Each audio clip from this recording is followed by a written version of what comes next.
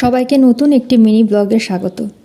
আজকে আমি এই ছোট্ট ভিডিওটি শেয়ার করছি আর শুরু করছি আমার স্কিন কেয়ার দিয়ে। স্কিন কেয়ার বলতে স্নান করার পর যেটুকু করি আর কি।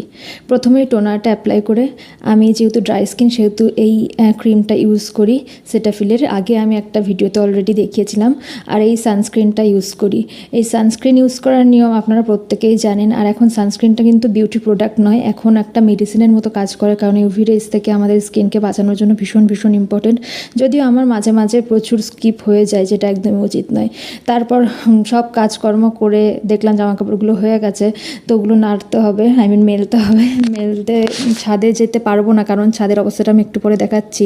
তো ঘরের মধ্যেই যে জায়গাটা আছে বারান্দায়, সেইখানটাই মেললাম। আর এই দেখুন বাইরে কি ভয়ানক রোদ, বাবা তাপে তো থাকা যাচ্ছে না, এত গরম সহ্য করার মতো না। তাকালে মনে হচ্ছে চোখ ঝলসে যাবে। তারপর বিকেলবেলা চলে গেলাম আমার টিউশনে। পরপর দুটো টিউশনের ব্যাচ ছিল, আর আমি ঘেমে পাগল হয়ে যাচ্ছিলাম। ওই যে আমার গাড়ির বের হচ্ছে পিছন থেকে, যিনি আমাকে দিয়ে আসবেন। তারপর প্রথমটা পড়ালাম। প্রথম পড়ানোর পর চলে গেলাম বৌদির বাড়ি, মানে আমি আরেক জায়গায় যেখানে পড়াই সেই বৌদি আমার খুব কাছের।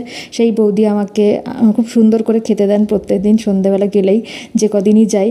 তো যেহেতু আমি মুড়ি খাই এখন বেশি শরীরের জন্য, তো মুড়ি খুব সুন্দর করে মেখে দিয়েছিলেন। তারপর চলে গেলাম মাকে দেখতে। আজকের জন্য এটুকুই। যদি ভালো লাগে অবশ্যই পাশে থাকবে।